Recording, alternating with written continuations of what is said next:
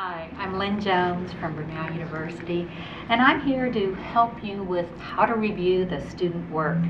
Hopefully, if you're watching this, you are a new or perhaps experienced site visitor, and I hope some of these points will help you along the way. I'm going to divide this into actually 3 different sections. We'll start out first talking about preliminary work that you have to do before you get to the site. And then I will follow the schedule and talk about what you do on Saturday and then what you do on Sunday. So I'm going to start out with some really big picture items. First of all, it's important that you know there's no one correct way to do it. Many people to do it. To do what? In order to review the work. There's no one way to go through it. So keep that in mind. It's flexible. Something though that is important is that you take copious notes. You're going to need those notes not only as you are rewriting or writing as you return to the hotel, but also 4 or 5 weeks later when CETA or the Accreditation Commission has questions for you, you're going to need to return to your notes. So establish a system. Talk in the same format. Maybe you write the course number, the course name, and the project. But whatever that system is, stay with it. It will help you in the future. Okay, so what do you have to do for homework? Gotta do your homework. My students always know that. You have to, of course, read the PAR, the Program Analysis Report, but it's also very important that you understand the curriculum structure. What happens in the freshman, sophomore, junior, and senior years? How are those courses laid out? Are the studios stacked? And by stacked, that's an education term that relates to, are the studios dual listed? Do you have seniors and juniors perhaps in the same class? So if it's a commercial design studio, perhaps you're looking at senior work and junior work at the same time, so there is going to be a difference in the quality of the projects. Just know if that's actually happening.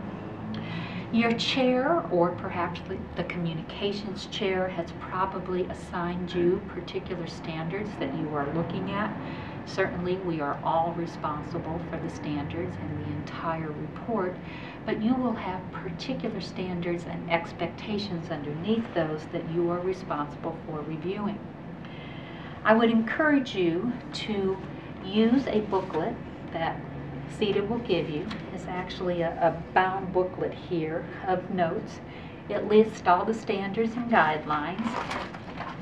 And then in here, each of the standards will list across the top with their expectation down the side. This is an excellent tool and should be used for all of the notes that you are taking in here. You can also look at this ahead of time, perhaps highlight those particular expectations that you are required to look at, and then you can use the matrix. This is an example of one page of the matrix. It lists the standard at the top and the expectations, and then this will be checked by the program which courses actually have those expectations covered in. You could go back to your booklet, highlight your particular standard that you are covering, and then indicate in this booklet what course number should this information be in. If you have that information together before you get to the actual workroom, you will not be so overwhelmed by the quantity of work that you are to look at. All right, from here then we'll look at what happened Saturday morning. And on Saturday morning, you will be introduced to, of course, the head of the program, and they'll probably walk you through the space, but then you'll get to walk into the student workroom. First of all, don't be overwhelmed. You have 2 days to go through all the student work that is spread around you. And for that first 30 to 60 minutes, the faculty members will walk you through all those different projects. They'll show you the sequence of the courses, and some chairs will even allow that faculty member to spend more than 30 minutes, maybe up to 60 minutes talking about the work. They can tell you a whole lot in 60 minutes that you could spend hours looking for. I would encourage you to have a clipboard, have this wonderful book attached to that clipboard, as well as the sequence of the courses, because you'll be referring to that. It'll have in it which one of those courses are taught at which semester, and then of course the course name and number as well. So that first hour, they're giving you an overview of how they've laid out that particular workroom.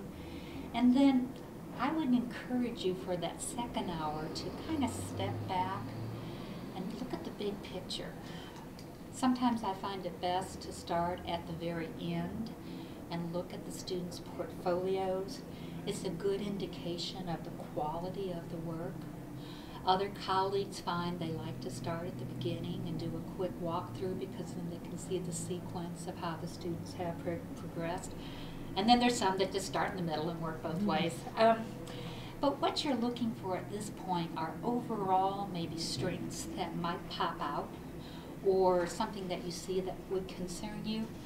Get out this nice little wire-bound book, find the particular indicator, and write down, notice the strength of this particular course, this particular project.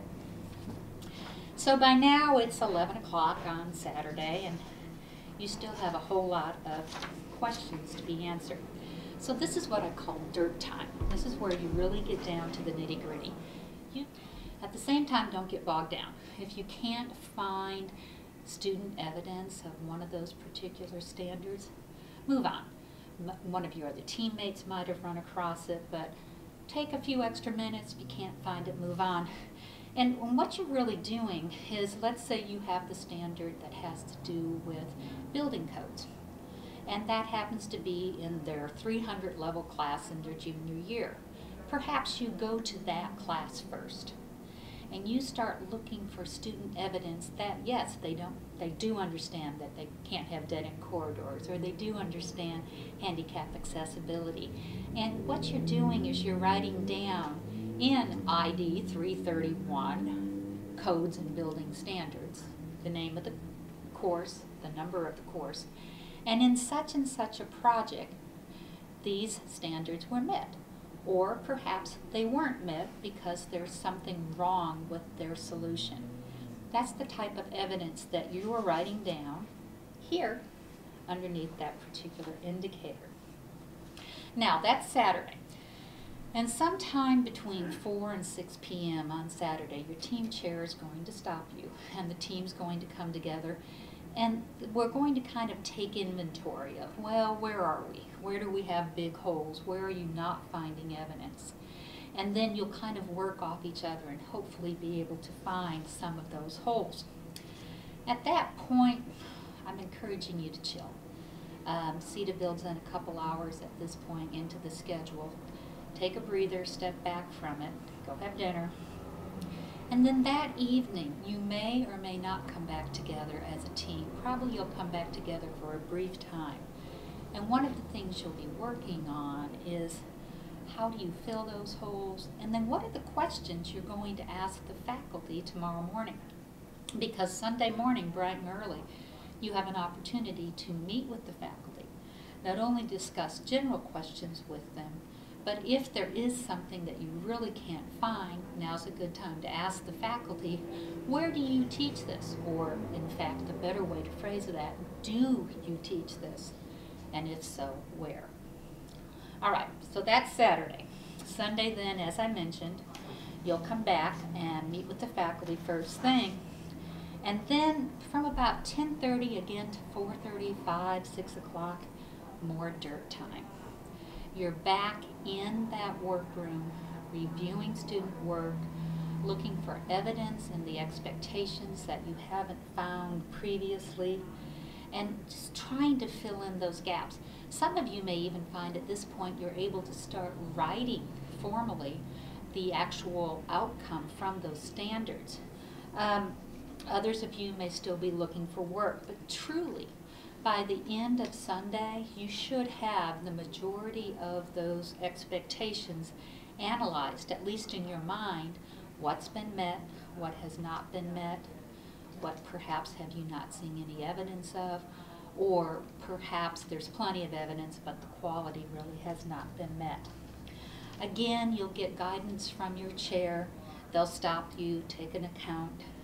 You may be sending questions to the school, to the program director, asking for more work because you cannot find any work in a particular area. But that will all go through your communications chair. That evening, again, take a breather. Give yourself a couple hours to step back from this, to move away. And then Sunday night, you are really working on writing.